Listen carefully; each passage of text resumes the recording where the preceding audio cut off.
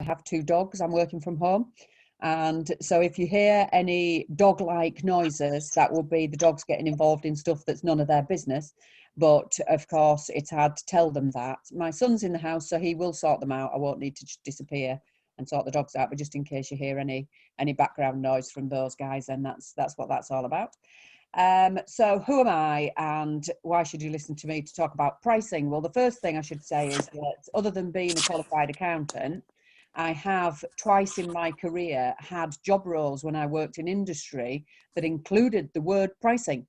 So, and then I've done other contracts for large businesses at other times that have involved me being a pricing manager, a commercial manager, whatever. And I've been in charge of the whole of the pricing piece for some really very large businesses in the past. I worked for 20 years in industry before I started my own business, and here's some of the places that I worked. And as you can see, that's mostly manufacturing, mostly food, mostly chocolate. But some of the things that I did are down the left-hand side, and it's analytical problem solving and analysis of data to support decision making is most of what I did if I wasn't doing pricing. And mostly commercial, working with sales and marketing functions, helping them to understand how we should be pricing, what promotional mechanics we should be using, and where you make money and where you just end up being a busy fool, basically. Chopping off the tail of products that don't work and all that kind of thing. So I did that for 20 years. I got made redundant once too often, which was 3 times, just coming up to being 40, and decided I'd start my own business. So I started my own business. I thought, well, I'm an accountant, so let's have an accounting practice. I've got a team. I've got a team of 10. We're based in Garforth. I have worked out in Hull, working a couple of times, once for Birdseye. I was working as the commercial manager for Birdseye up and over it closing in Hull and Grimsby. And more recently I did a contract with Willoughby Holiday Homes out in Hull too. So a couple of Hull connections out there. The business structure, when I set it up, I decided that legal and compliance, doing tax returns wasn't that sexy, although it is something that accountants do and we do it. It's not that sexy. It basically means that you're producing information after the fact. It's not great for decision making because it's always after the period of time is no longer valid, in a format that most business owners don't really understand, and it generally comes with a big tax bill because it's at the time that you're doing your tax return. So people are pretty switched off by that as a sole product. But there are lots of other things that we can do that help businesses to thrive and to grow and to understand their business, and that's the structure then that I set up. So one of those things is helping with pricing, and that's what we're going to talk about today. So that's a staged shot of me talking about pricing. So pricing is what you pay, value is what you get. I always like to start off with a nice quote. So this is Warren Buffett, and he's so right, because we look at the price and it is what we pay, but actually we make a pricing decision typically based on value. So there's a whole world of difference between the price that you see declared and the value that you achieve from purchasing that product or service. And what I want us to be able to do is to understand the difference between those two concepts and to separate the two and then kind of bring them back together. So today, this afternoon, we're going to be talking about commodity pricing and what that is and what it's got to do with you.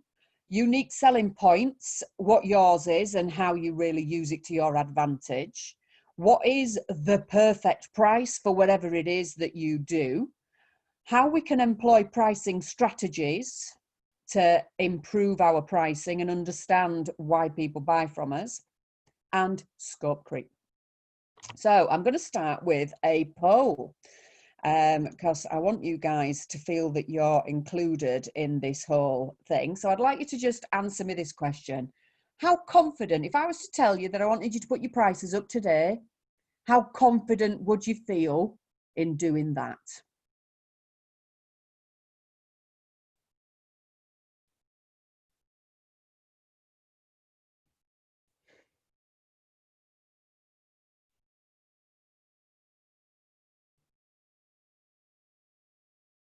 Okay.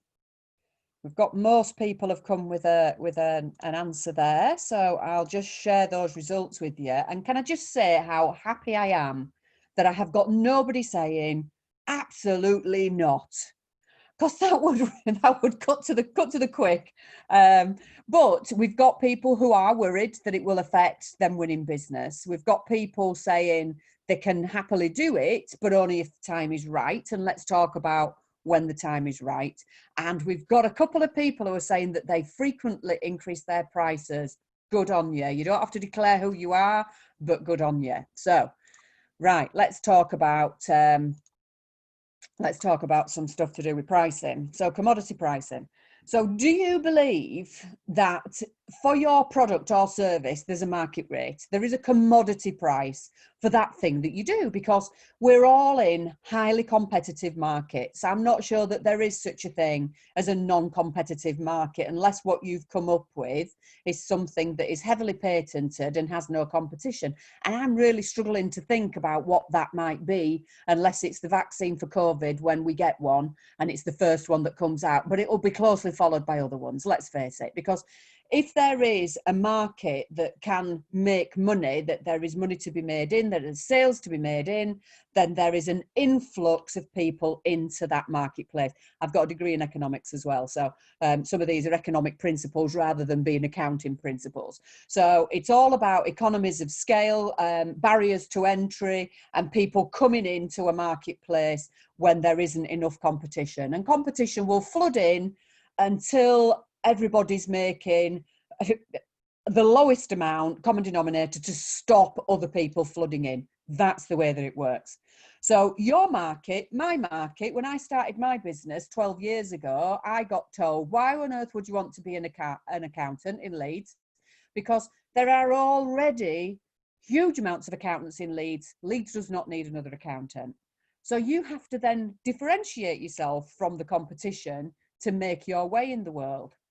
So if there's a commodity price for accounts, which there isn't, then there'll be a commodity price for what you do. And what I'd like to argue is there isn't. And the reason why I'm arguing that is because there isn't a commodity price for water. And if there was a lowest common denominator commodity product, then surely it would be water. So water comes out of the sky. Yorkshire Water do their thing, and out of our tap it comes as council pop. And we can then have a glass of that for 0.00000 pence, whatever it costs to get a glass of water out of the tap. And that satisfies our need for hydration. And yet, if we're out and about, we're more than happy to pay £1, a couple of pounds, maybe even £3 for a bottle of water while we're out and about in some form of generally plastic container. And we're more than happy to do that. And then sometimes we might go to a high-end restaurant and inadvertently, when we order water with our meal, we forgot to use the word tap. And suddenly a bottle of something fizzy appears on our table. And when the bill comes, we find out we've paid £10 for the privilege of hydrating ourselves during our meal. And are these things all not fundamentally the same thing? In slightly different packaging, some of it's got a bit of carbonation in it, and some of it is in different settings. So what we've got is a fundamental commodity product that if it's packaged in a different way, if it's in a different setting, or if there's convenience associated with it, then we might pay more. So our need for hydration goes further than hydration. Therefore, our price sensitivity depends on other needs. Yeah? So we've got water in a bottle, we've got water with fizz. It's all just water, but it's been differentiated because of different needs that we have at different times. And because of those different needs, we are prepared to pay more. So what is your product or service worth? Whatever somebody's prepared to pay. So now what you've got to do is work out how you get them to pay more, how you get your product to differentiate.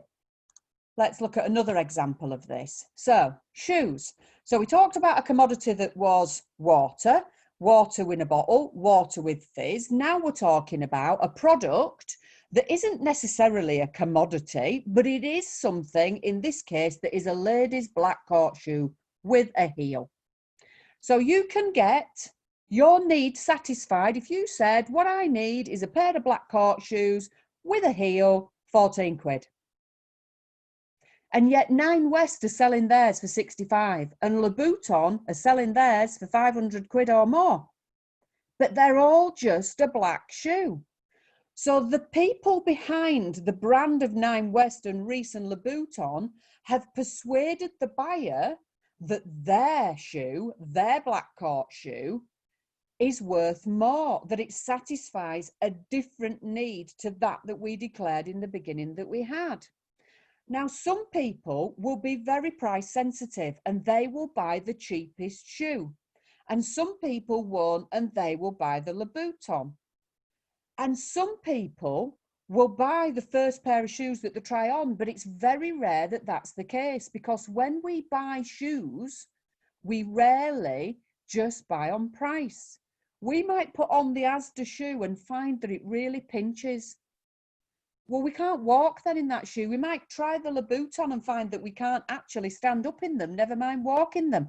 There are all sorts of other things that lead to us making a buying decision on a pair of shoes that are not price. So how does that affect you?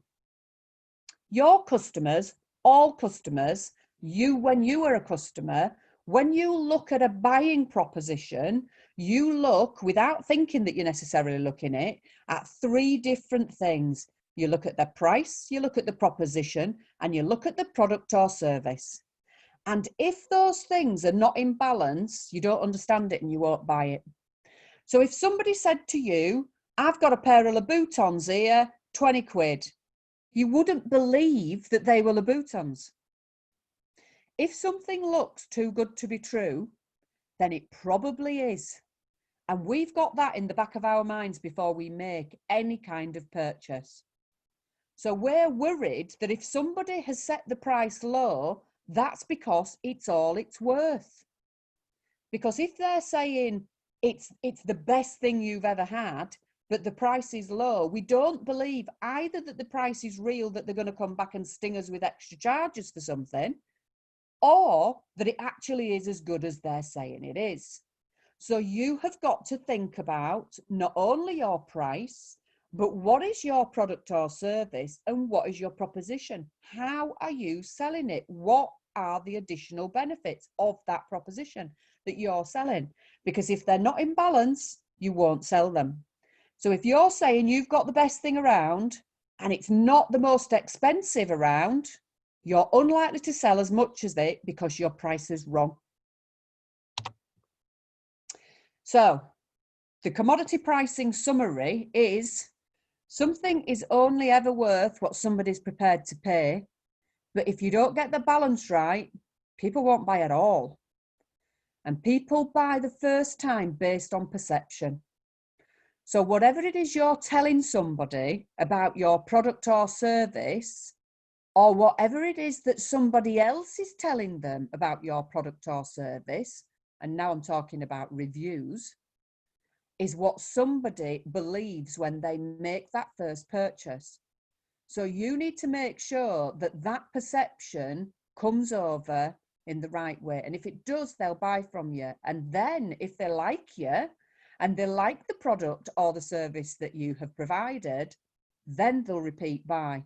But that first time, it's not on reality. So I'm not saying that pair of shoes were not Louboutins. I didn't know whether they were Louboutins or not, but I didn't buy them because I didn't believe. So you have got to get people to believe that your product or service is worth the price that you've put against it, and they will only believe that if the balance is right. Okay? So the next thing that we're going to talk about is unique selling points. So a unique selling point is where you fit in the marketplace. A unique selling point is like a brand, and a brand is what you're about. It's why your more is worth more. And if you can enhance your brand and get people to understand what it is that you do, how you do it, and why it's worth more, then they will pay more and the price sensitivity will be much lower. And you need to understand what it is that your customers are buying based on. What is their actual need? What is making them make that pricing decision? Because that's what you need in your USP. It's all very well and good thinking, oh, you know, my red cushion is the reddest cushion. But if somebody's not buying your cushion based on its redness, you're not going to sell that as an added value. If you're selling a red cushion on fluffiness, on comfort, on style, on whatever it might be, then you need to understand what it is that your customer is buying on, because that is what needs to be embedded in your USP. So again, we're back to another economics style chart. So price sensitivity is higher for basic products than it is for the best of the best. And that really is because people who buy the best of the best tend to have more disposable income. And people who buy the basic goods tend to have less disposable income. Therefore, they're more price driven. They don't have the money to spend more. Therefore, they're looking just for their basic need to be satisfied. But as people go up the hierarchy of needs, where they've got shelter and warmth and food, they start to want luxury goods and better quality service. They might have other needs that are associated with time or whatever it might be. So the price sensitivity comes downwards as it goes towards the best of the best, because the people who are at that place, who look for the best of the best and can afford the best of the best, are people with more disposable income. So that's what price sensitivity looks like as a chart. It's a bit boring chart, but that's what it is, it's a chart. And the first thing you need to decide is, where do you sit on that chart? Because if you are selling a commoditized basic product that has a high price sensitivity, it is unlikely that you can decommoditize it massively with added value, because the people you're selling to don't have a huge amount of money. Whereas if you're saying that this is the best, or I am the best, or we are the best, and you're not going to get anything better than us, then you're at the right-hand side of the curve, and here the price sensitivity is lower. So when you think about why people buy your products or services and why people buy from you, and you embed that and roll that up into your USP, and when you talk about your goods or services and they buy into those added attributes, that more that you've told them, then what you might get is what I get from time to time. It doesn't happen a lot. It's always nice when it does, that you have a conversation with somebody about the products or services that you're looking to sell, and they say, lovely, I'm in, I'll have that, I'll have those services. And then you can say, I haven't even told you how much it was yet. That has just dropped your price sensitivity through the floor. And that it's all about the way that you articulate the more. And if you can articulate the more so that once in a while somebody wants to make a purchase from you without even knowing how much it is, then that is a beautiful thing. So think about what it is that people want from your product or service. Think about the attributes. Think about the reasons that they buy. Articulate those well with belief that they are worth more, and they will be more likely to buy from you. And on top of that, the price sensitivity will drop.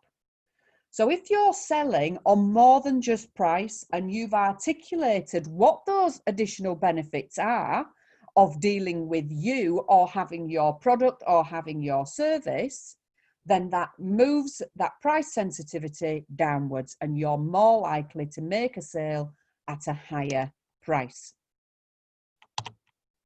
So in summary, when you're looking at your USP, you need to think about what your more is. So what is it, the attribute or the attributes that you're selling that are more than just the thing that is obvious to somebody when they look at it?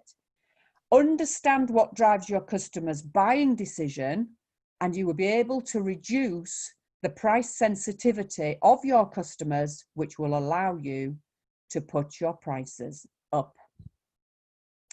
Now, just a little pause here before I go on to the next bit. Are you all still with me? Have you got any questions at this point in time? So you could put those into the chat box, or you can unmute if you've got any questions. I'd like to ask something, Joe. I think, yeah, it was really kind of, it's interesting to kind of talk about the USP and in line with kind of price sensitivity. I guess the obvious question, you know, with budgets being a lot tighter, is that price sensitive going up? And, you know, well, you'd be surprised, because people may have less money, but people, regardless of circumstances, are looking for certain additional benefits and features regardless of the economy. So unless their income streams have been devastated to the point where they just can't afford anything else, then they're going to have to shift themselves down to the basic level. Yeah. And that's really hard. I don't know whether you've ever tried to do that, to, you know, go from wherever you sit on that curve and drop down into that level. You know, I mean, I drink Diet Coke. You know, if I was to go to Roller Cola, that would really upset me. And I would find a way of affording my Diet Coke, even if I had to cut down the amount of it that I drank rather than going to Roller Cola. So I think you would be surprised, because it's, you know, it's a difficult thing for people to go backwards down that curve and lose the benefits that they've had. I guess the only other thing is, I would say, is obviously with the kind of negotiations and pricing, you know, you know, people that are maybe purchasing your product, you know, they might use that as a way of trying to negotiate a new price or a lower price. They might. It's possible. I have to say, as somebody who doesn't sell on price, because I don't, I haven't had any such discussions in the last 6 months.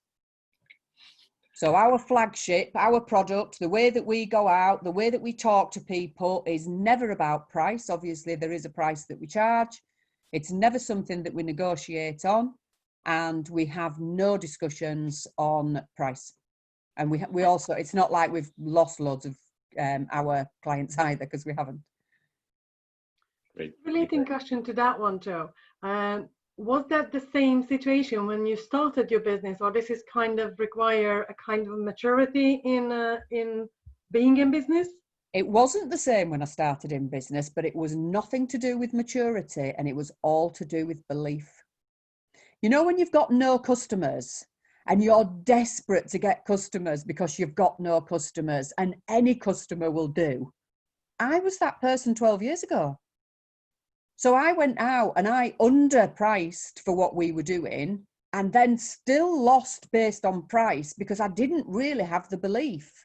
And the more that we traded, the more that we did good stuff, the more that we got really favourable feedback, the more that fed my belief that actually my guys, when they do tax returns, they are amongst the best around. And I believe that.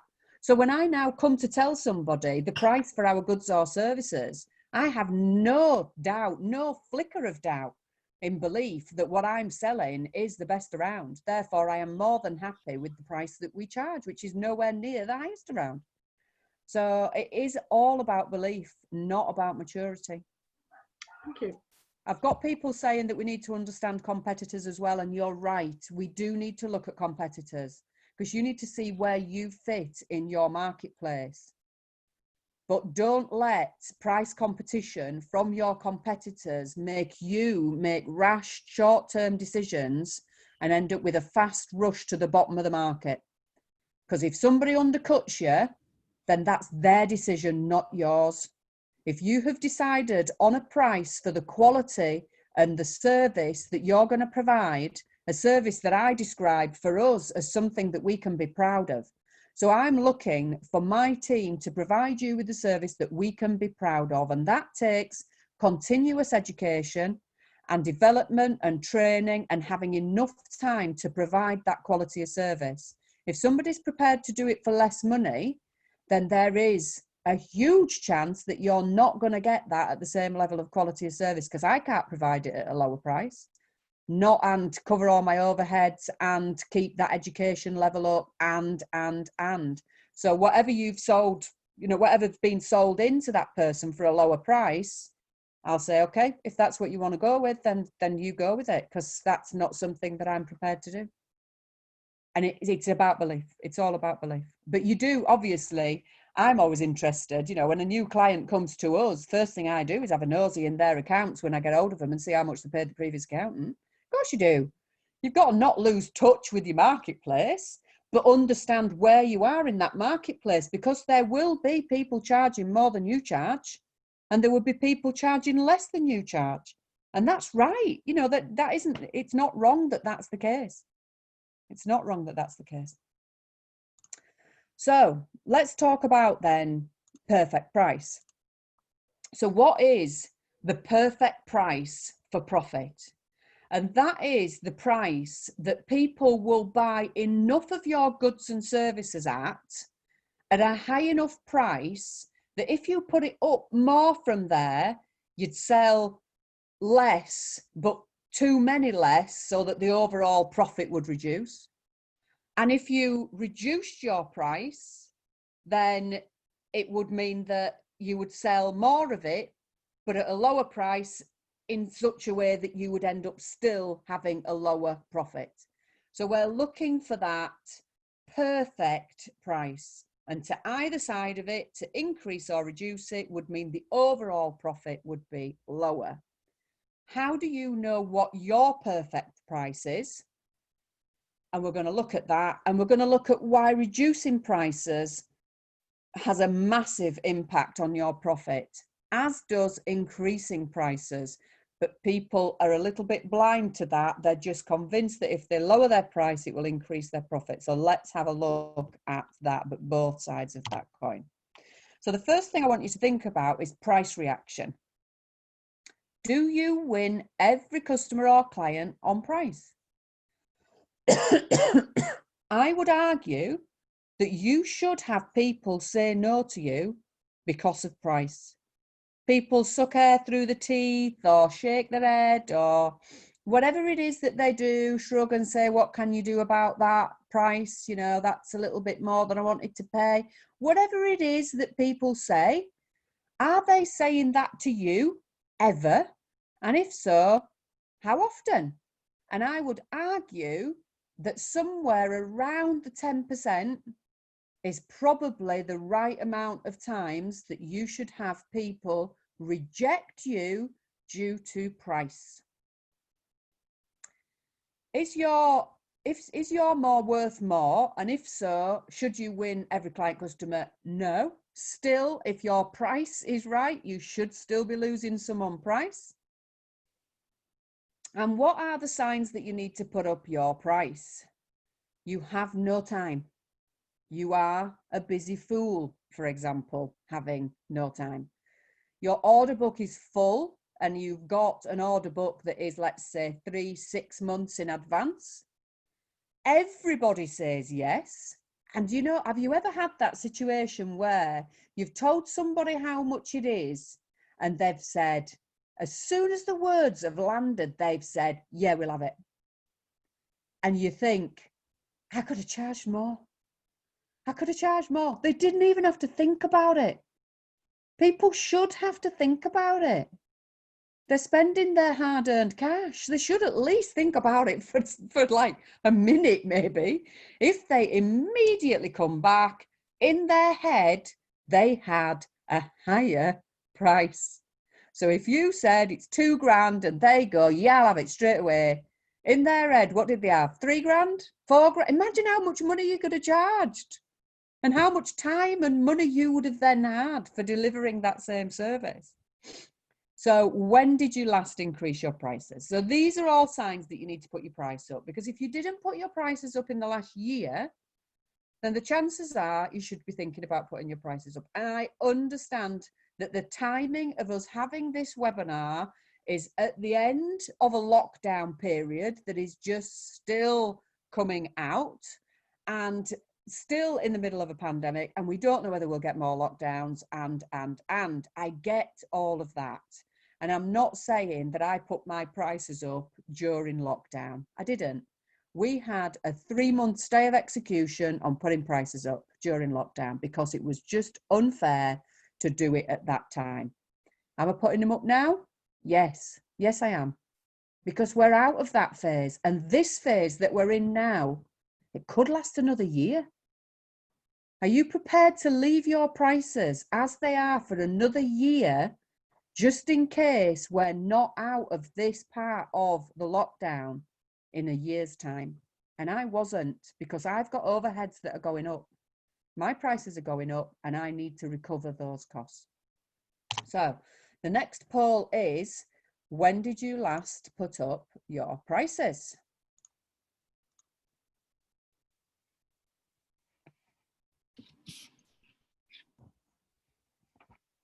Do you not want to answer, James? It's not been while I've been at Wooden Pitch. I've been here 3 years now, so. Yeah. Well, can I just tell you, when I started the business, I didn't put my prices up for nearly 4 years. Now, if I put my prices up by 3% a year just to cover RPI increases in stuff, now put that into a 5-year equation, and it's more than 15% because obviously it adds to the added amount. So I would need to put my prices up then 20% just to stay the same as the marketplace. And I think as well that even just kind of if it's coming out of the blue, the request for, you know, changing in price, I think can come as a shock to you, to the people you're supplying to as well. I mean, we've learned a lot. Everyone learns a lot when they go into business. And even though I'd had 20 years in industry doing the commercial role, I didn't have decisions to make like I have to make now. And didn't have then, 12 years ago when I first started out in business. So we were increasing prices to new customers long before we were increasing them to our customers that we'd won previously. And having that belief that it was the right thing to do to increase prices took a while to get there. But then if I needed to increase my prices by 20% just to stay the same as I should have been, because I should have increased every year, now imagine the reaction to that. Yeah, absolutely. That then is big. That's a huge pricing decision. You have to be awesome for people to stay with you at that point. So why create that pressure for yourself? Why risk losing people over a 20% increase that wouldn't have gone with a 3% year-on-year increase? Yeah, absolutely. So write it in, put that into your T's and C's, put that into your proposition. If you're writing proposals or quotes or tenders or whatever it is, put in there right at the start, we review our prices annually, our charges annually, and we will review yours annually in the same way as we review everybody else's. Tell them that right at the start. Plant the seed. And then you're not doing anything that people are not expecting you to do. So in the last month, well done. In the last month, tough environment to be increasing prices, and you've done it. In the last year is also very good. So let's move to the next slide. So how do you know where you are on this perfect price chart? So this is an economics chart. To the left of the dotted line, vertical line, your prices are too low. And to the right, arguably your prices are too high. So if you move your prices upwards and you're on the left-hand side, you will increase your overall profit. So that means that every time you increase your price, the amount of overall money that you earn against the costs that you incur will go up. And to the right-hand side of the chart, every time you increase your prices, then your overall profit will go down, because we can't just keep increasing them and increasing them and increasing them. Otherwise, people will just walk away. If it gets to the point where the price that you've put on it is too high compared to the proposition that you've described, to the additional needs that you have satisfied, then people will no longer buy from you. So that's what the right-hand side of the chart represents. And how do you know where you sit on this chart? By increasing your prices and analysing the result. So we've got clients who we have challenged to increase prices. They've gone out and they've put in, one of them put in a 10% increase across the board on products that he was selling online. He didn't lose a single repeat sale, and his sales went up. So 6 months later, he did it again, and it had the same effect. So 6 months later, he did it again. Because he was so far across to the left-hand side, the more that he had, the differentiation he had in the marketplace, that, let's face it, when you're selling online, you're actually selling based on what your website says, what the beautiful pictures that you've got on there say, and possibly reviews. It's not like they're speaking to you and you're getting the opportunity to sell to them. They're making that buying decision just on what you've put online.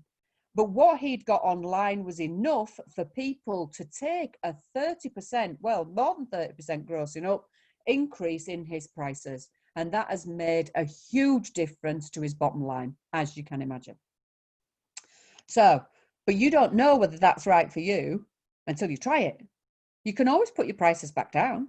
If you get a huge reaction to increased prices, and sometimes I have to say, I actually do use this and expect to get this result, and I'm glad when I get it. So I don't know if you guys have got any current customers or clients who are ongoing customers and clients who you've been dealing with for a while, for whom nothing is ever good enough, who is never happy, never stops whinging, constantly whinging about, oh, I wanted this, but you've not done that, and can I have, but I don't want to pay any more for it. We don't want those in our lives.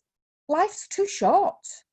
So we got to a point where I was no longer clamoring for just every single client. Now I wanted clients that were happy with what we did, that were considerate, that did what we asked for when we asked for it, so that my team didn't have to receive all that barrage of whinging every time they were on the phone with them.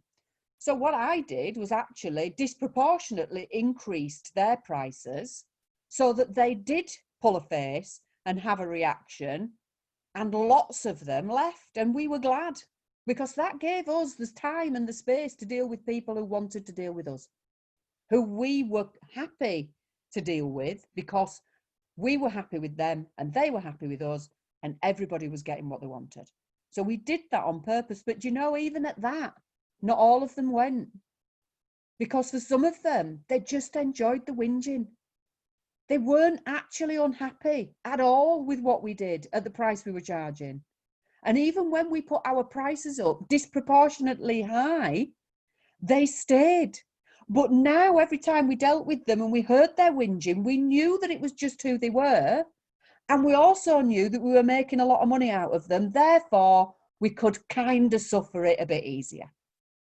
So sometimes putting prices up is actually a tool to purge some of those clients who perhaps you don't want in your stable anyway. Unfortunately, it doesn't always mean that they'll go. And then if you really don't like them, you're going to have to ask them to leave. And that is a hard thing to do. That is a hard thing to do. And I always say that I'm looking for positive seeds to be planted in my marketplace. Everything I do, I want there to be positive seeds. So whether somebody is joining us as a client, staying with us as a client, or leaving us as a client, I always want seeds of positivity to be planted. So we are just as good to somebody on their way out as we are on their way in. So asking them to leave really offends them. And then it's hard to see that as a positive seed that you've planted. It's positive for you, and it feels really empowering. but it doesn't leave a positive seed with them, and you don't know who they're talking to and what they're saying. So you need to bear that in mind as well. So just a numbers chart, and I do apologise for the fact that it's a numbers chart. I am an accountant. But what I want to just display to you is the impact of putting up or down prices and how that affects your bottom line. So in this example, our base case is 100 whatever pounds, £100,000, whatever it might be, for selling 100 units with a variable cost of half a pence each or 50 pence each, whatever unit of measure you would like that to be in. So we've got then a sales revenue for selling 100 of £100, but we've got a cost of £50. And we also have a fixed cost in our business. And in this business, that is £17. And this is not unusual as the shape of a business that sells products, typically products. So a product would typically be 50% margin, not always, it depends what you're selling, and there would be a level of overhead in there. So in this example, we've made a profit of 33. Now, if we put our prices down by 20%, we would lose a little bit of money. Actually, I think that's 2%, isn't it? Anyway, so we'd lose a little bit of money, but we'd also increase. What I'm saying is when we did that, we would increase our quantity that we would sell. And if we increase that, but we've still got that fixed cost, we've now diminished our total profit that we end up making. So we might have sold more, but we've made less money. So that doesn't work for us. So if we put our prices down, and I'm going to go past this chart because there's something. So I think this is putting, the end is put prices up, and the quantity goes up. And I think this one was quantity goes up, but I need to go back to that chart and have a look at it because I'm just going to confuse you. But fundamentally, the principle is that if we put our prices down because of our overhead element, and if our prices go down by the same percent as our quantity goes up, we will end up making less. And for you, that might not be the case. For you, it might be that you put your prices up and your quantity stays the same. It might mean that if you put your prices down, your quantity stays the same, but then you've just not made any more money.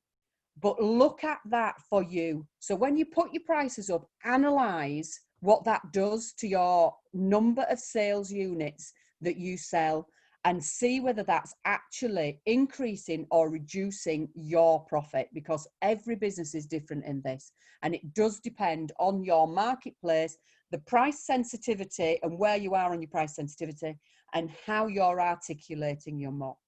So please have a look at your data when it comes in and look at how that goes up and down as a profit when you put up or down your prices. And if it goes up, then you're at the left-hand side when you put your prices up. So perhaps you can put your prices up again without it affecting it.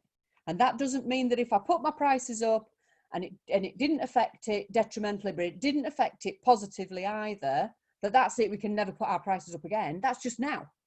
So obviously things change over time. And if your attributes change or your market changes or whatever that might be, then that might create an opportunity again for you to put your prices up. So how do you know whether you should increase your prices?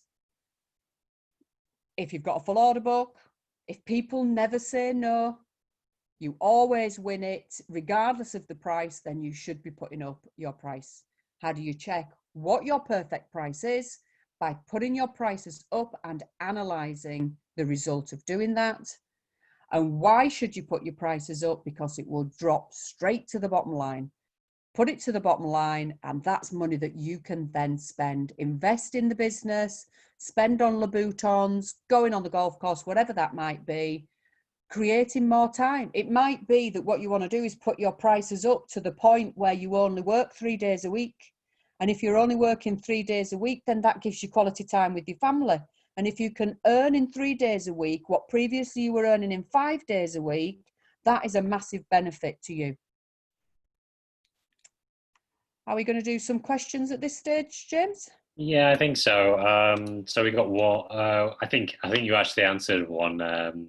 We got a question in. How do you know your perfect price? Which I Pardon think what? you kind of Yeah, covered there. But I guess one of the things that got mentioned as well is, how do you do that? How do you do the calculations on that? Understanding your perfect price. yeah, I guess it is a bit of trial and error with your current customers, it is. asking your customers, satisfaction levels. Yes, you can do satisfaction levels. The only thing that I would say about asking customers, yes, asking customers is a really great tool, but it's only a great tool if you ask them why they're leaving. Okay. So don't ask them if you can put your prices up. Yeah, you couldn't Yeah. like say, "Oh, I'm thinking of putting my prices up. How would you feel about that?" No, they're always going to give you a lie at that point. That is no. Although on saying that, it really does depend who your customers are. Because we've got a local pub, and they brought in a rack of lamb for £14. And the first thing I said when I saw the menu, because I can't help myself, was, "I'll have a rack of lamb, please." And then are you putting the prices up? Because that is not the price for a rack of lamb. You expect that lamb to be rubbish at 14 quid. You don't get a rack of lamb for 14 quid. That's ridiculous. It's a ridiculous price. It is so obviously wrong that you have to say something. I have to say something at that point in time. It's just who I am. But most people wouldn't. Most people would not say, no, that's the wrong price. So, Any but other yes, questions? it's a useful technique. If you do have people who say no to you, so if it's a potential new customer, potential new client, and they say no when you tell them the price, then you can say to them, is it just the price? What is it? What would have made you say yes? That's useful information. That is really, really useful statistics. And if you have a client who leaves you, then saying to them, why did you choose to leave us? And if they then say that it's because of price, then you know that that's the reason why they're leaving. And it's an important thing to do. And sometimes they'll tell you, if you've just put your prices up, then your customers or clients, they will at that point in time say, I won't be paying the increased price. I don't think it's worth the increase in price. I'm now going to shop around, whatever that might be.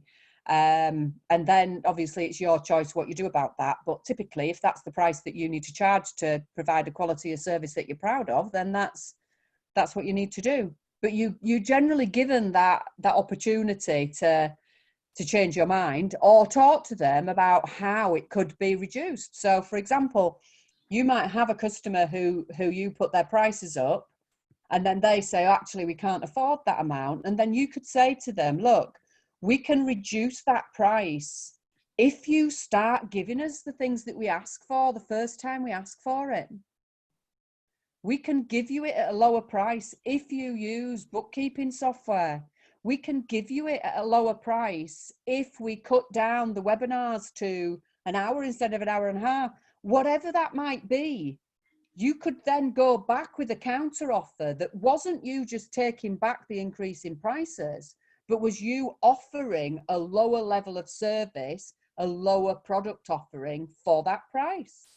So if you went into a used car dealership and you really fancied whatever this car was, it was 10 grand, but you said, oh, I can't afford the 10 grand, what can they do? Well, we always know they negotiate in a used car dealership, but they came back with 9. And you said, well, I was only thinking of paying 8. Chances are they'll show you a different car. Because now we can do you this one for 8. Yeah? So if somebody does say, when you increase your prices, actually, that's too rich for me, you do get the opportunity to go back to them and offer them a lower level of service. So if I've given somebody a quote and it includes 6 different activities, and they say, oh, actually, that's a little bit more than I wanted to pay, I might say to them, well, do you want to do your own company secretarial work? Do you want to do your own bookkeeping? Do you want to do your own self-assessment tax return? Which part of this activity list do you not want us to do to save you that money so that it comes in within your budget? That is totally acceptable. Yeah. Okay, let's have a look at then some strategies for pricing. There are loads of strategies for pricing.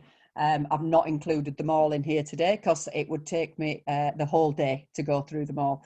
But here are a few strategies for pricing. So we're going to talk today about upselling, value pricing, which is a really hot topic these days, time-specific pricing, quantity pricing, bundle offers, and mid-tier pricing. So this now is about how do you charge more than you're currently charging. And what I'd like to suggest is that for most people, they have one proposition, one offering.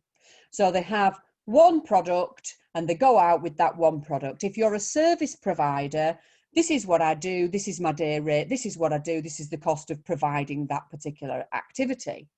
And what I'm going to suggest to you is that if you give people the options of different models, let's go back to the cars. You know, if you look at a car advert on the telly and you go, oh, I really love that, whatever it was that's whizzing down those country lanes, and it says starts from 15,000, you know that the one that they've shown you on that telly is 25. It's already 25. They bought into that dream. They've sold you that dream of the 25 grand car, but then told you it starts from 15.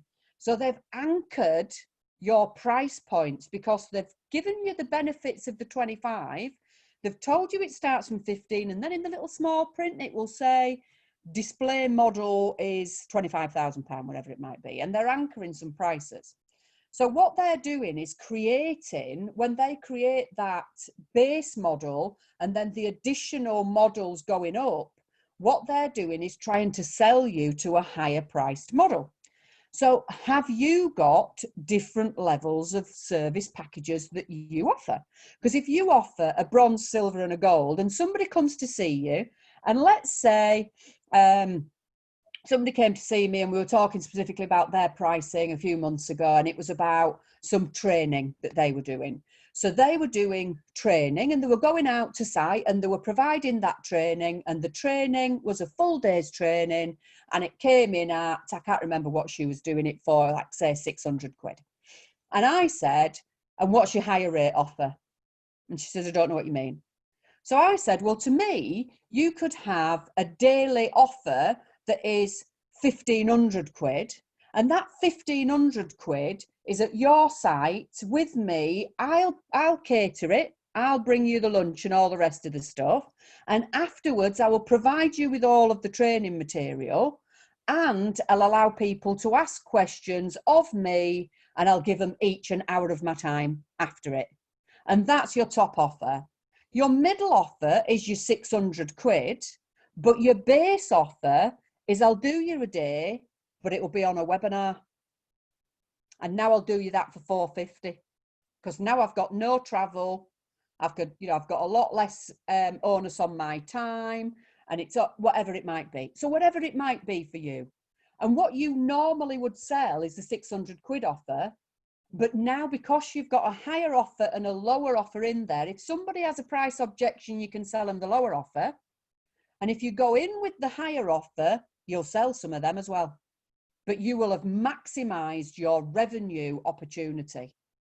So having a higher model of product or additional products that can go into a bundle or an upsell of some description will really help you to up your revenue. People buying more frequently, let's have a think about that. So a great example of people buying more frequently is hairdressers. So if you're a hairdresser and you're cutting my hair, so I'm rubbish, I will get to the point where I can do now with my hair, and then I think, right, I need to phone the hairdresser, and then they can't fit me in for 2 weeks. So I've probably gone 6 weeks, and then have another 2 weeks, so that's 8 weeks. But really, I needed my hair doing probably after 5 weeks before I'd lost my tether with it. So if I booked while I was at the hairdressers, I'd book for in 5 weeks' time. So if you had a reorder system so that I wasn't allowed to leave the premises until I'd rebooked, then you would cut my hair every 5 weeks, whereas actually you're currently cutting it every 8 weeks. Imagine what that does to your revenue. How can you build that into your structure. So if you've got people repeat buying from you, how do you get them to do the repeat buy? What mechanism can you put in place for what it is that you sell so that you sell more frequently? We've talked about the bronze, silver and gold package. More services purchased. When I first started out in business, I told a marketing guy all the different things that I did, and he just shook his head and said, he was bewildered and said, how can you possibly go out and sell all of those at the same time? It's just going to confuse people. Sometimes what you need to do is go out with your flagship or core offering and then upsell from that once you've got people in on that product, because now that they know you, they're more likely to buy your other services, your other products from you. And this works, you know, if you look at the way that brands work, you might go out and buy from a brand that does, I don't know, coffee, but suddenly now they're doing tea. And you might buy that because you buy their coffee, or you buy their filter bags, or they're selling cups or whatever. And you buy it because you love the fact that the product, the quality of the product that you already bought from them regularly, you might then now buy the other products that they are selling. So think about those. It's not just price. Value pricing. So what is value pricing? Value pricing is about pricing for the more. So thinking about what the things are that people really like, the things that benefit them. So would it be a service level agreement thing? So if you're a service provider and you address faults, for example, so maybe you're HR and you are a helpline, how long would somebody wait on your helpline, or how long after somebody put in a ticket would you respond to them? If it was IT, how long before somebody rectifies the issue that your server's down or whatever that might be? That's the service level agreement. How quickly would you address whatever it is that people are doing? Because people are very time sensitive. And if they do have an issue, how crucial is it to their business? So for me, if my server went down, that is crucial, because we're cloud-based. Everything goes through cloud. If Virgin line goes down at our office, we've also got a BT business line. I pay for 2 lines specifically to have the redundancy there in case one of them goes down. I am less price sensitive about internet lines than I am bothered about losing the internet. So what is it that people are less price sensitive about because they really want that benefit? Is it extra face-to-face time?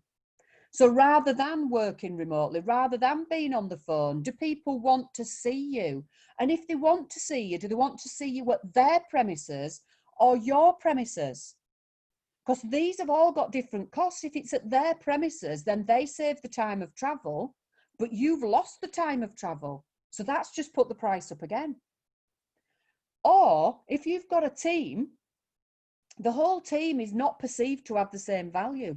They may all be more than capable of doing exactly the same activity, but the perception of people is that you as the boss are worth more than your team.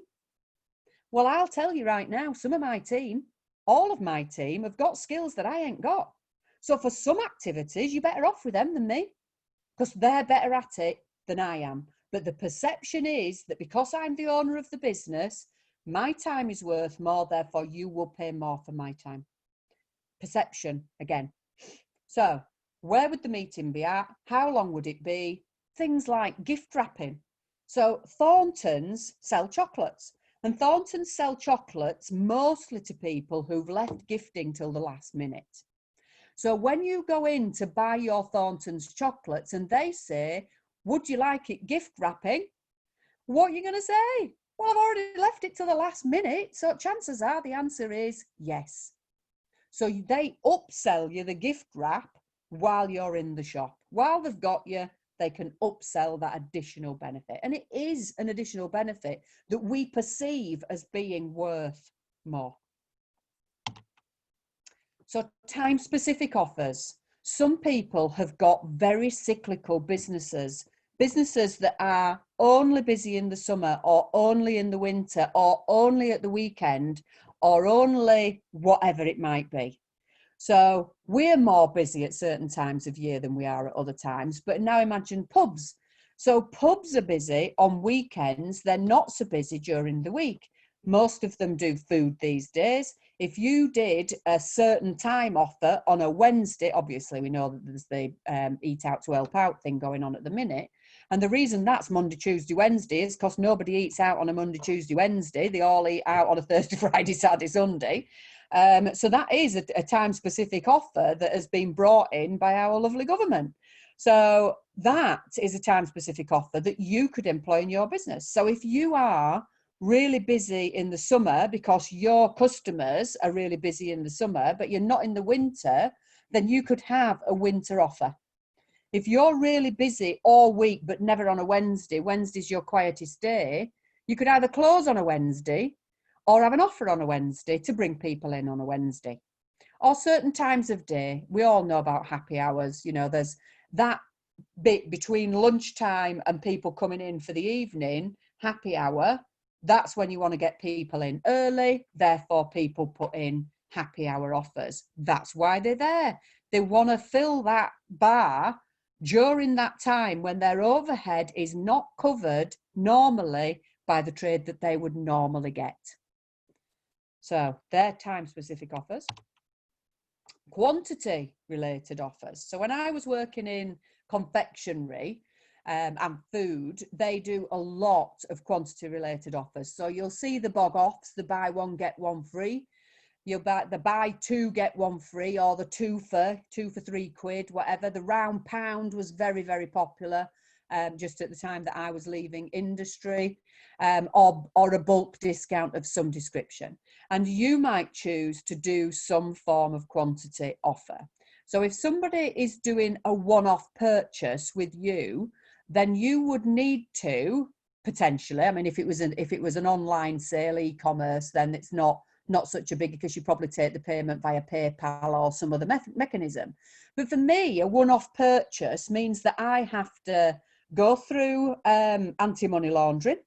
I have to get all of your details. I have to set you up on our system. I have to raise an invoice. I have to find out who you are and do all that work, and I get one lot of benefit from it. So I don't really want one-off sale. What I want is repeat sale. Therefore, my one-off sale goes up in price rather than my repeat sale coming down in price. I've gone the other way. But for you, you might want to go the other way.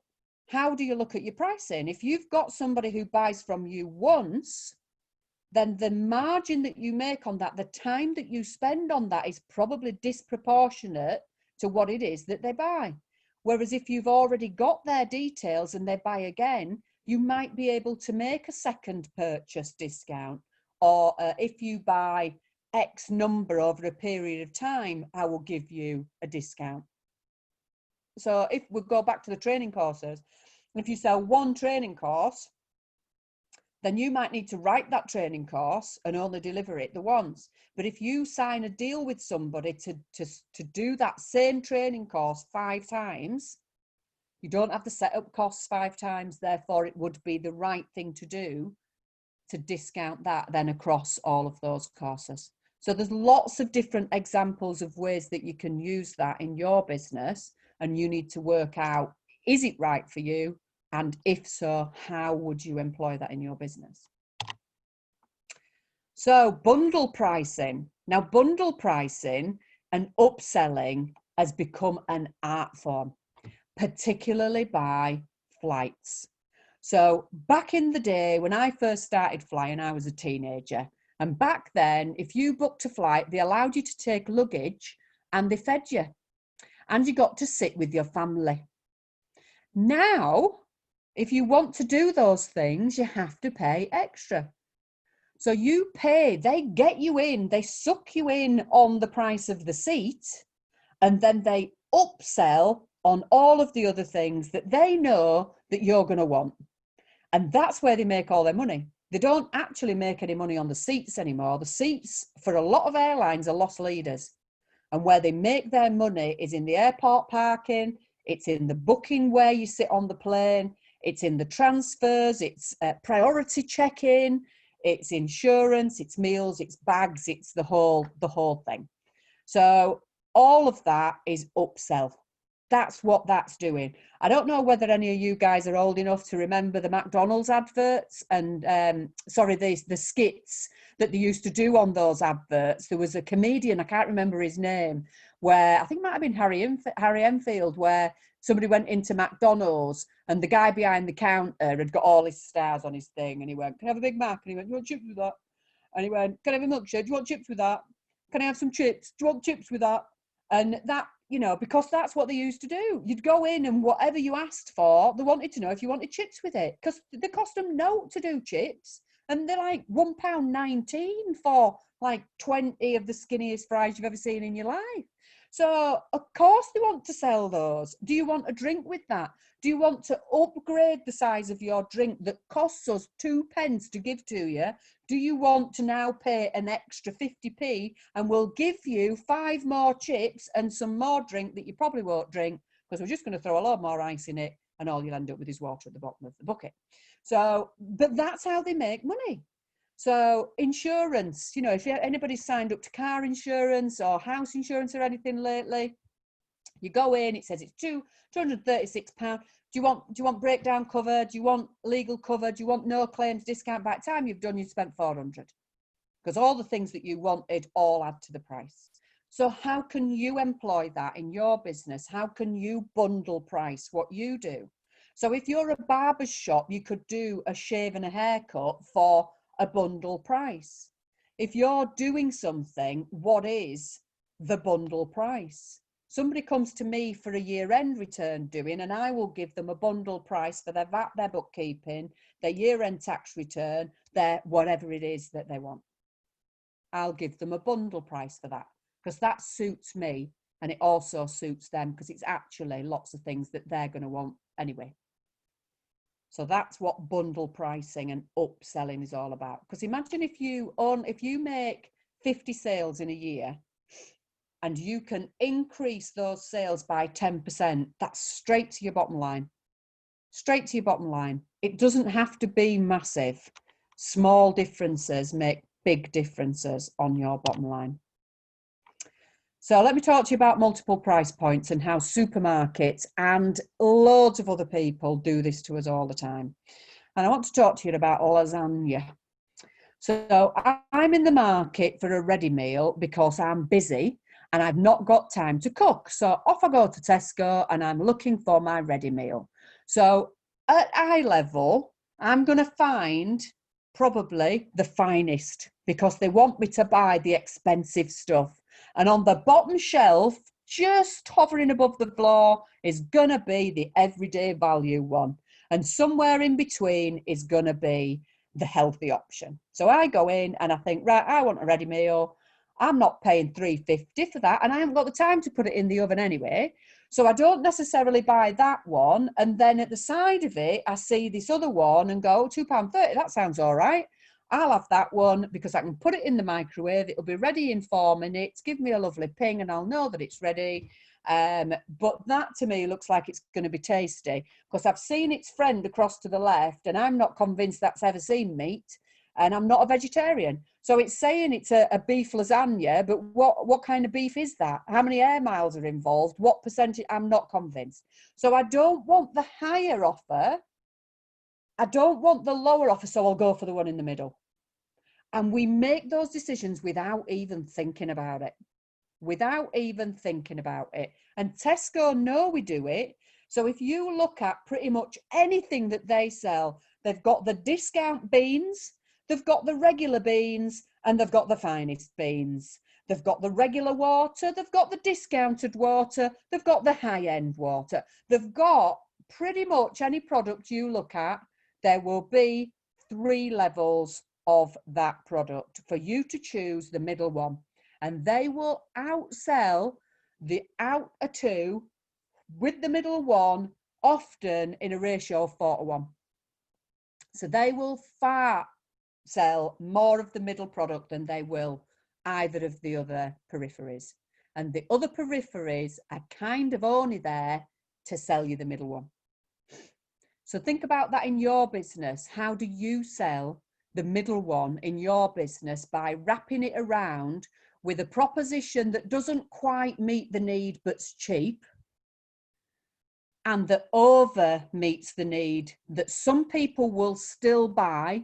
And I must confess, I have bought finest, high-end, spent as much as, you know, a decent meal, ready meals before today, because I have perceived that it would actually be tasty until I've got it out of the oven and discovered that no, it's still not. But it's all about perception. And my repeat buy was not there because I wouldn't buy it again.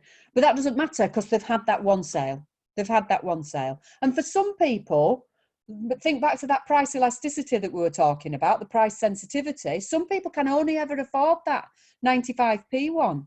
My sons, if they weren't still eating food out of my fridge at the age of 26, would probably buy 3 of those because they've got big appetites, because they know that those 400 gram ready meals ain't going to fill them anyway. And they'd go, well, it's all about quantity. I ain't really bothered what's in it. So some people will buy the lower range. Some people will buy the upper range. And most people will buy the mid-range. And for most people, that mid-range then would be the one price point that you currently have. So where do those price points sit when you're thinking about mid-tier pricing? Not in the middle.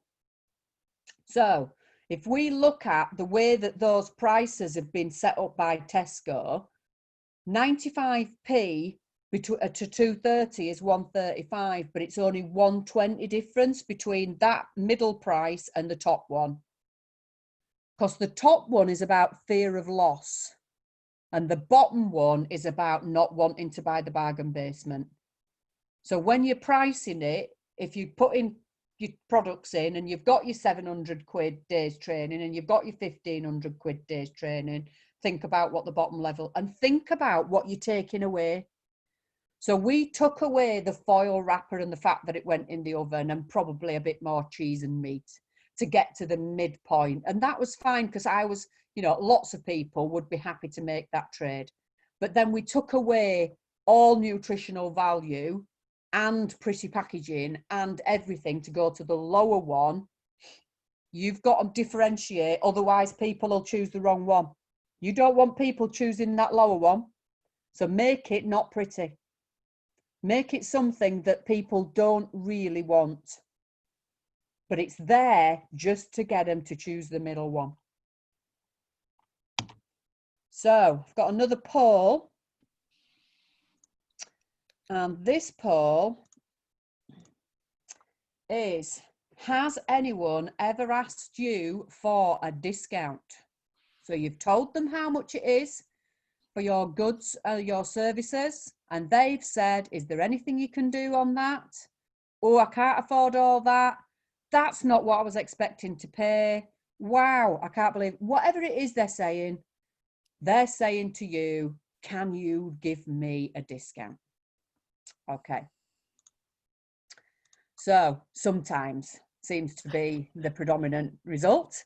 And I'm not surprised by that because people do. And you know, some people do.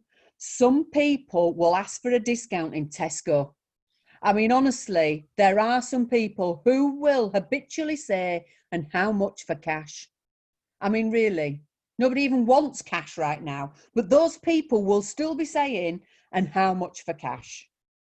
Because it's who they are, and they believe that they add value to their business or their personal pocket by constantly offending everybody by asking them for a discount. But in some instances, it's right to ask for a discount. And actually, the only thing that can happen, as long as you don't ask for too much of a discount and really offend people by the way you ask it, the worst thing that can happen is that people will say no. But if they say yes, you've saved yourself some money. So they're asking. So assume that the people who are asking are just being a bit cheeky and just no. So no, I can't give you a discount for that product, for that service. How much were you looking to pay? Because I can do you this for this. So it's not a straight no. It's not a you cheeky whatever, get out of here now. It's sometimes people just want to enter into what they believe is negotiation, and we British people are offended by that far more often than perhaps we should be. So if somebody does ask you for a discount, don't fall out with them because they asked. In fact, make a joke of it. Well, you don't get up for not trying, dear, or whatever it is that you want to say. Make a joke of it. But actually, no, we don't give discounts. That's how much it costs for that. But what I can do is trade you down to the next level of service.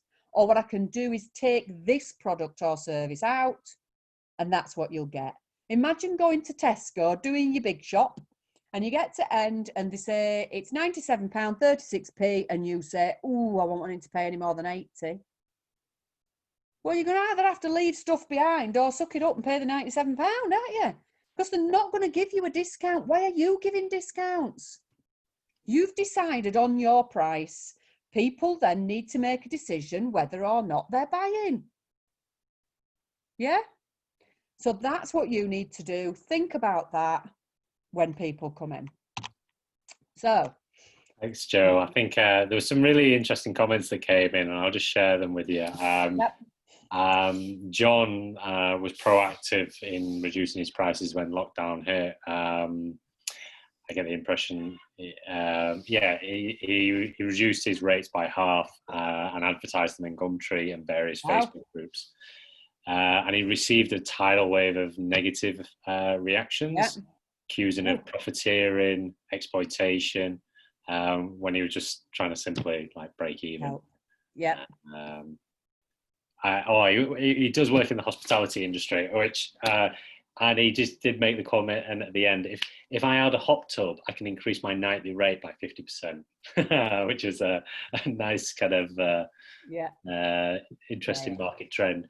And then Rob made a comment when you were doing the poll about asking for discounts, and he's received one whilst he's been on the webinar. Not that he's been checking his emails, he just received it. Hold off until the end of the webinar before you respond. You might just respond in a different way. Is there any other questions that people want to ask, I guess, at this point, before we go into the final section?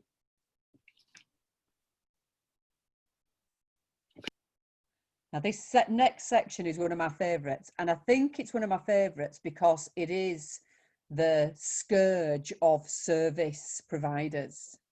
So if you're a product provider, it's rare that you get scope creep because people are either buying it or they're not.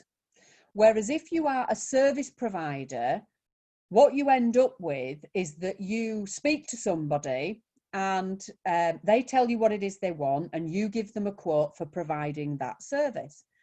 And then later on, you find out that they want more.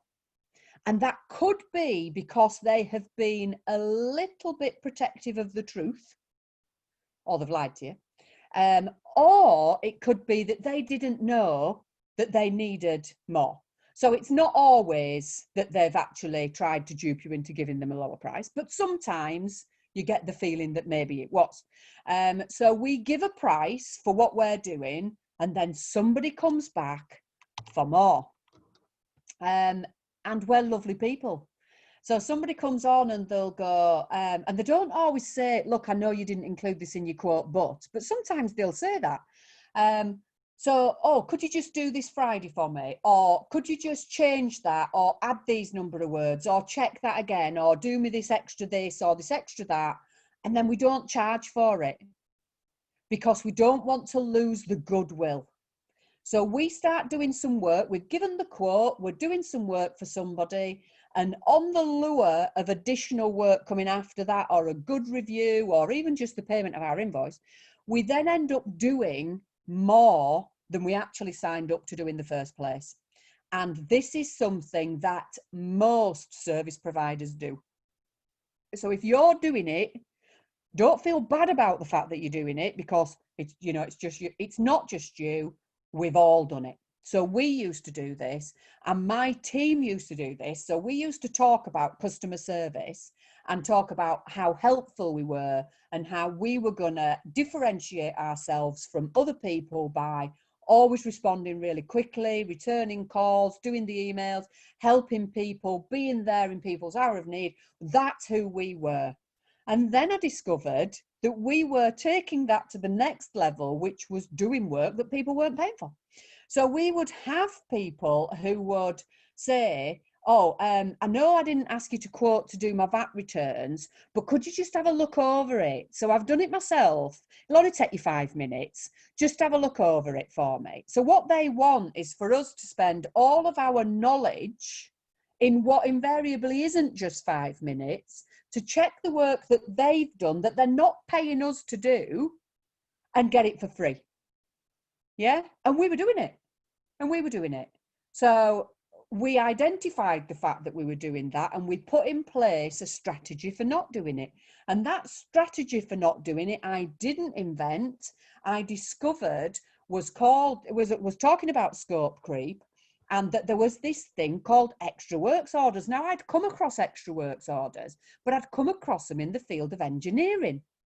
So if you've got, for example, a plumber or kitchen fitter or whatever, and they're in doing Mrs. Miggins's kitchen for £300,000 or however much it is kitchens cost these days, and then in her quote, she hadn't asked for her boiler moving or extra sockets along her worktop or whatever it might be, because invariably, when you're getting towards the tail end of the job, she'll then see some other things that she wants doing. And she'll say, while you're here, would you just bob me an extra double socket in there? Because that'll be really handy for where I'm going to put my toaster or whatever it is. And then people will do it. Now, one of two things happens here. Either they do it for free, in which case that's very charitable of you, but I thought you were a business. Or they then add that to their invoice, but because they haven't agreed a price for it up front like they did for the kitchen, now Mrs. Miggins is upset. Because Mrs. Miggins has never had that discussion with you about how much it'll be for that double socket. Therefore, she don't want to pay for it. She thinks it's free. Or she's got an idea of how much it would cost in her head that's not to do with how much it actually costs. So the first thing that I'm going to tell you is that you must, in all circumstances, agree a price up front. And in all circumstances, that price must come with it everything that's included in that price and everything that isn't. And be really clear about that. And then when somebody says to you, oh, can you just, oh, I know that I'd asked for the 1 week delivery time, but actually I'm going to need it tomorrow. Or can you just stay on to cover this extra meeting, even though you'd agreed a 6-hour day? Or whatever it might be, then you say to them, of course I can help you with that. Of course I can do that double socket. Of course I can stay on. And the cost for that will be, let me send you a proposal over. And not until they sign that proposal do you start to do that bit of extra work. But it is agreed up front. Everything is agreed up front, and just as soon as they start to poke their toe over that line of what hasn't been agreed in that service level, that hasn't been agreed in that original quote, that's when you say, let me just stop you there. That unfortunately isn't included in the quote that I originally provided. I can do that for you. Let me get you a price for that. Now, in some circumstances, what you might want to do is give them a little bit of something. And I'm not against that. So the first time somebody phones up and says, oh, I know this is not included, but, oh, can you just, it'll only take you 5 minutes. You say to them, look, that's not included in your fee, and we call ours a fixed fee. So that's not included in your fee, your proposal, whatever it is. I'll do it for you this once, but the next time you come on asking for that, I'm going to have to charge you X, Y, and Z. Plant the seed. Tell them that that's there. The other thing that we do is we say, this is included in your quote, but for example, if we're doing payroll, that includes up to 5 people on your payroll. Once you employ the 6th person, your cost for payroll will go up by X amount per month. So they know that that's how their fees are going to go up. You plant the seed as early as possible, and it saves grief later down the line. But you always agree everything up front. Now that's somebody at the door, so that's the dog going wild. The other thing is, I mean, we have something called Our Promise, and actually it's a really good sales tool that we will say that we will never give you an invoice you weren't expecting, and that is our promise to you, and that if we don't agree a price for something up front, it's free. And people like that because they hate unexpected invoices. And I don't know about your industries, because I don't know about what you guys do, but in my industry, there's a lot of that goes on. There's a lot of unexpected bills out there, and people hate it with a passion. I hate it with a passion if I get an unexpected bill. I want to know upfront, cards on the table, that's what it's going to cost me. And then I'll make my decision based on that. And that's who we are. That's what we do. And that's one of the selling points that I use. So the next thing I want to talk about is, when do you charge for your goods and services? So lots of people believe that they can't charge for anything until it's already done. So lots of service providers, it's on completion. And then they give people terms on completion, so that it's on completion, but then their standard terms are 30 days or 14 days or whatever. What's up with on acceptance? What's up with the percentage on acceptance? Lots of people outlay materials at the beginning of doing something, or they've got that set up. If somebody is intending to pay you, then why does it make any difference if they pay you today rather than tomorrow? And getting a bit of a goodwill upfront payment is never a bad thing. So think about when you're charging people. The sooner you charge them, the sooner they'll pay. And can you actually charge a deposit and then actually say, well, we won't be there if you're doing training courses, that you won't be turning up until it's paid. You know, get that up front. Why would you not do that? Direct debit is a beautiful thing, and it's nowhere near as cumbersome or expensive as it used to be. So if you're doing ongoing services for somebody that can vary in amount on a monthly or weekly basis, you can sign them up to a direct debit, and then each time you raise an invoice, what we do, depends on your software that you're using to raise the invoices. Our direct debit is linked with our invoice software. So we will raise an invoice, tick the box that says it's direct debit. It will send them the invoice, and 5 days later collect that from their bank details that have been given under the direct debit mandate.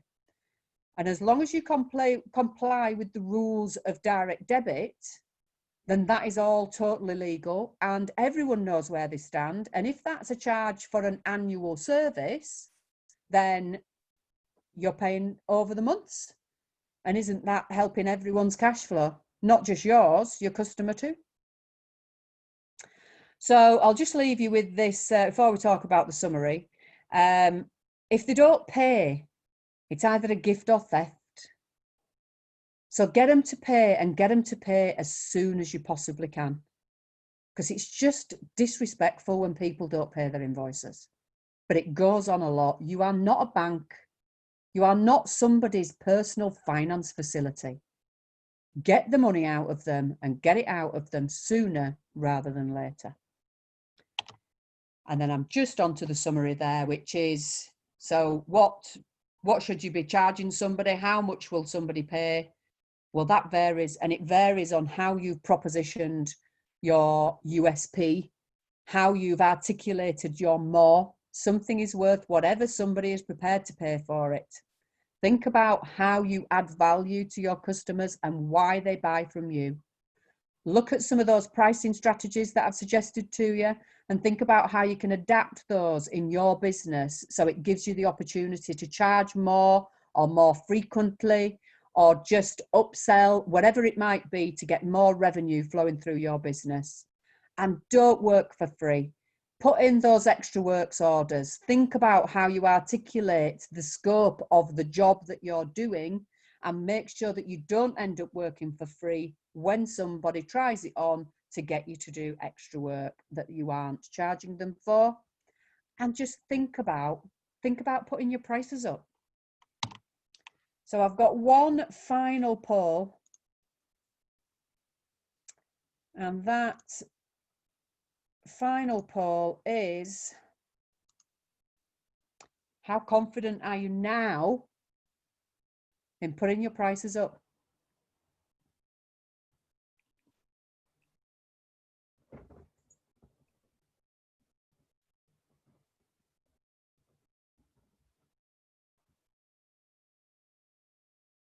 Brilliant. Well, nobody's saying absolutely not.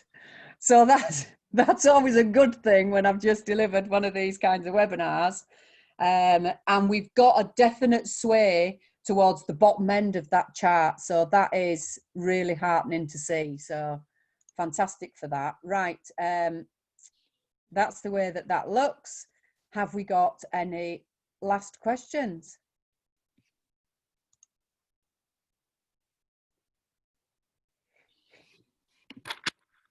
No, I just want, well, I don't have anything, but I just wanted to say thank you, Joe. I think it's been really, really informative, really kind of enlightening on, from a personal perspective that, you know, I'm in that category. You know, we need to put our prices up at some point. And I definitely feel a little bit more confident about putting my prices up now. I know I've been through the webinar. Or even if you're not just going to put your prices up, think about some strategies of how you create pricing that automatically means that you will generate more income, because people choose the mid-tier rather than only having one choice that you then feel you need to make low, otherwise people won't buy from you. Have a low price by all means, but then have other tiers above it. Rob has made just a comment, extremely valuable, learned a lot, and it's spurred me on to be more confident about the value of some of the strategies to go to review our prices. Joe, can we just move to the next slide, please? You can.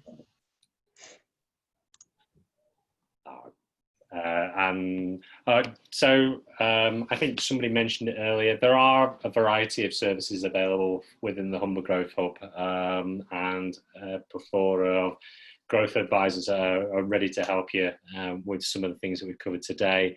They're only ever a phone call or an email away. So if you do want to follow up after this session, let us know and we'll make the introductions. There are some other programs in the region, the supply chain, the digital catalyst, and a really great one that I run with some other colleagues is the Scale Up program, aimed for businesses of 10 plus employees. So if you're interested, drop us an email on that.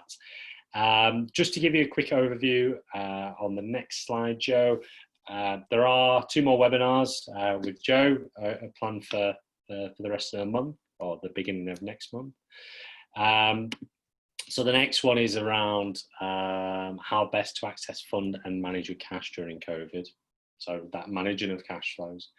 And then on the third, we're going to look at the digital finance. And Joe kind of went back to it a little bit on some of the systems that she's been using, but she'll be going into a bit more detail about the benefits of going digital. So that's there on the 27th of August and the 3rd of September, and I hope you can join us for that session. I'll open the floor up for any further questions, and thank you again for coming along to today's session. Thank you. Thanks both of you. Much appreciated. Thank you. That was Kevin Robinson. Right, Kevin. It was useful for me. It's nice to get what I would call practical advice rather than the theory and things that maybe don't apply to what we do in the real world. So yeah, I appreciate that. Anybody can read a textbook. Exactly. Yeah, that was great. Thank you. Okay. No, thank you.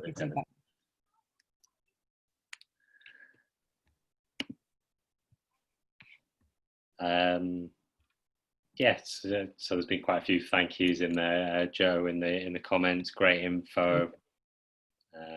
going to have thanks again. Really interesting. Well, hope you all can join us next week then. Thank you. Brilliant. Cheers. See you later. Bye bye. Good afternoon. Bye.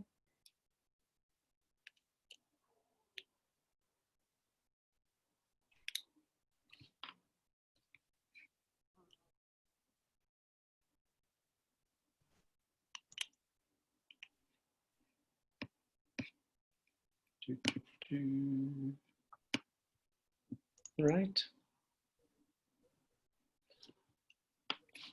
Oh, I'll stop.